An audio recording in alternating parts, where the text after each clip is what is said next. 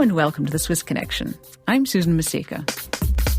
Switzerland has a new ambassador to the United States, Jacques Peterloo.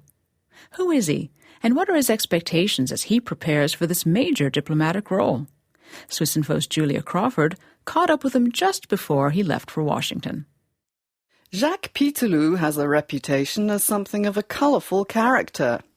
He's a former head of the Swiss intelligence services, a former ambassador to Kenya, and once had an organisation in Switzerland that tracked Rwandan genocide suspects. I asked him how he thinks he'll get on with the Trump administration in Washington. I think it's not the role of an ambassador to pass judgment on any government of a country he is accredited to. And frankly, we deal with countries, not with governments. So far, the relationship with the United States of America is as excellent as it has ever been. We have a long tradition of being excellent friends, and I have not noticed any change with the new administration. As I understand, President Trump more or less forced the former UK ambassador to the United States to step down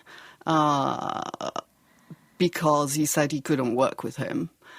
Is that something that concerns you? I was concerned by the fact that one of the oldest foreign ministries and one of the most experienced foreign ministries in the world was the source somehow of a leak that harmed the work of I am told, someone who was a brilliant ambassador to the US. From the moment quite, let's say, harsh judgments passed on the president are public, it makes it indeed very difficult to work together. I really do hope that this is not going to turn into a tradition to have diplomatic cables leaked, because diplomatic cables are supposed to be for the government, to be informed for your government, and not to be made public for whatever political reasons. And what about President Trump's habit of tweeting? That played a role in this, I think.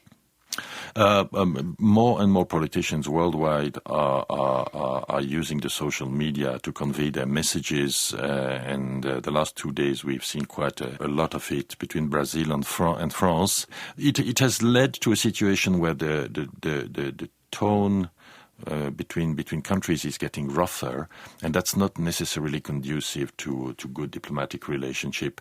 On the other hand, politicians are politicians first, and they are trying to reach their electorate.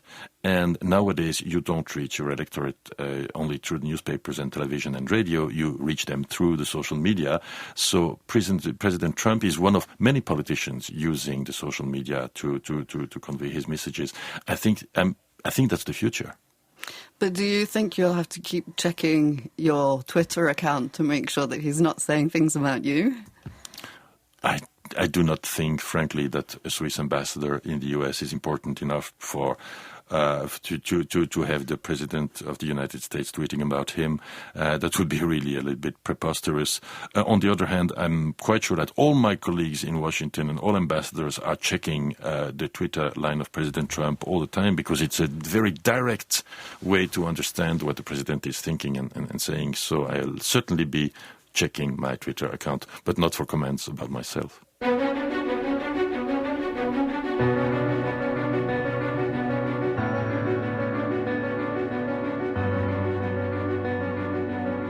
When he was a spy chief, a journalist once called Peterloo the Swiss James Bond. The press have also called him a cowboy. I asked him if he thinks either of those images fit. I think that all these things have to do with quite a distant past of mine, and of course, as a chief of mission in one, if not the most important partner and friendly country in the world, one has to keep another profile, which I certainly will do.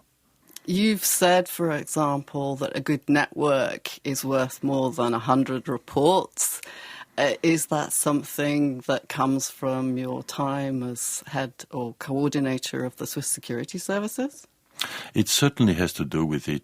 I think that, and especially in the United States of America, networking is of the utmost importance. And being able to activate the right contacts at the right moment is more important than to write highly intellectual reports on what's happening in country, which doesn't, of course, mean that we don't have to write reports. Reports are very important, but the networking gets extremely important from the moment there is something happening, some sort of crisis, and then you need to have what we used to call a Rolodex when I was younger. You have actually had some trouble with justice with these two Kenyan businessmen that went after you in the courts here in Switzerland. Was that a painful time for you? How do you feel about that now? It was a very painful experience because prior to that, being a kind of a public figure, I had been attacked on various occasions, always on aspects of my character or whatever, which is okay. As soon as you are a public figure, you have to accept this. But it was the first time that my integrity was put into question, and this is really painful. Now, I was treated extremely well by my ministry because my ministry knew exactly what I had done and that I had done it on instruction. So they defended me from the first day. So this was really brilliant.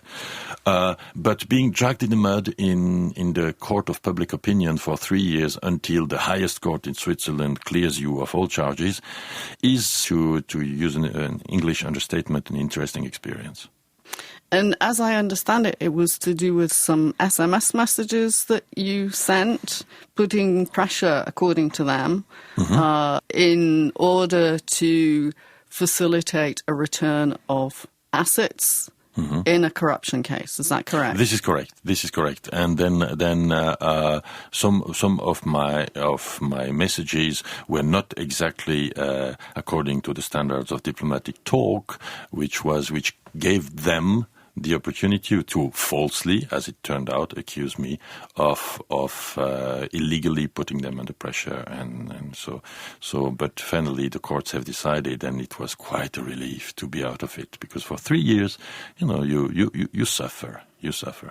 But it's also part of the fight. If you are dealing with let's say dangerous people, you have to take into account that you might get hit once or twice. It's part of the game.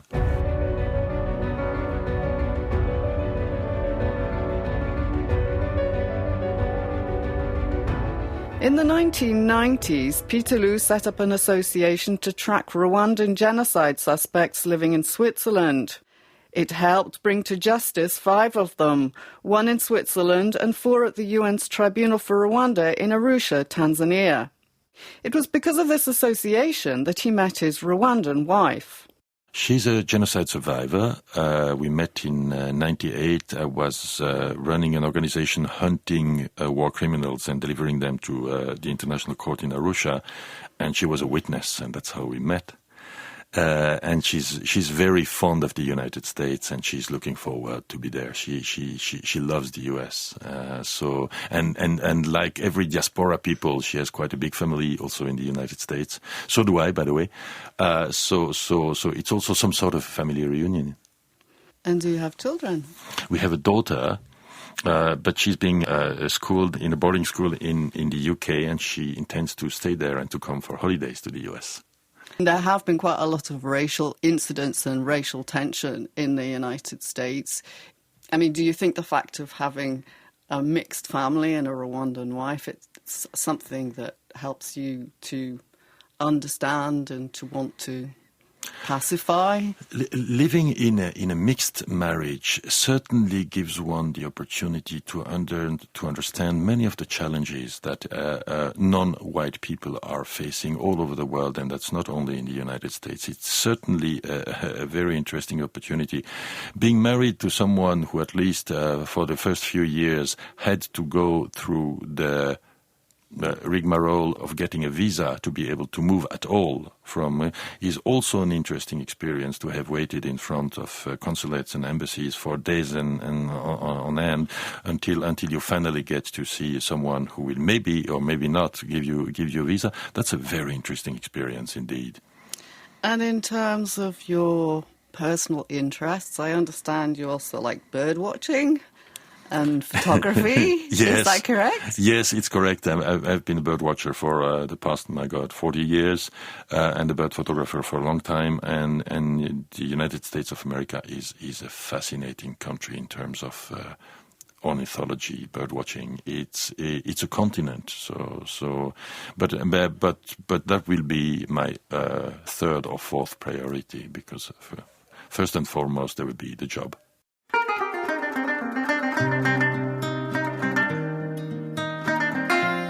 That was Julia Crawford talking to Jacques Peterloo, Switzerland's new ambassador to the United States. Visit us at swissinfo.ch for more news and background about Swiss-American relations, as well as other stories about Swiss diplomacy around the world. We produce the Swiss Connection every few weeks, so follow us on Twitter or Facebook for a heads up when our next podcast comes out. Better yet, subscribe on Apple Podcasts or another platform to ensure that you don't miss any episodes. Thanks for listening, and thank you to studio technician Donnie Wheeler. Signing off for all of us here, I'm Susan Masika.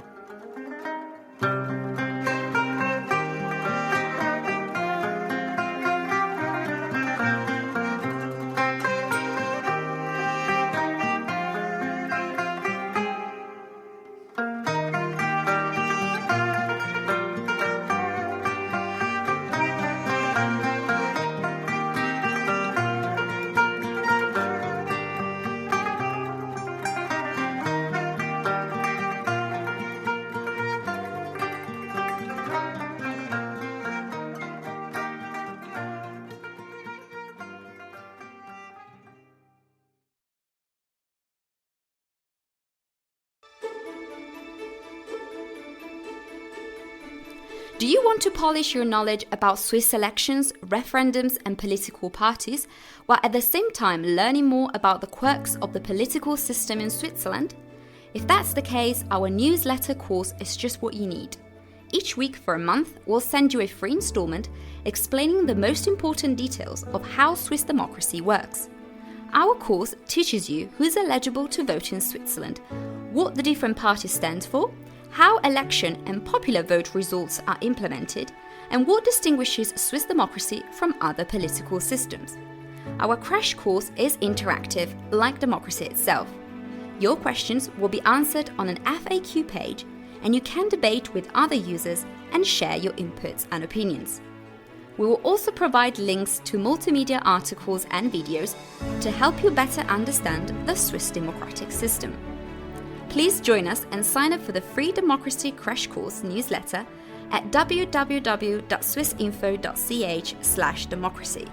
That's www.swissinfo.ch/democracy.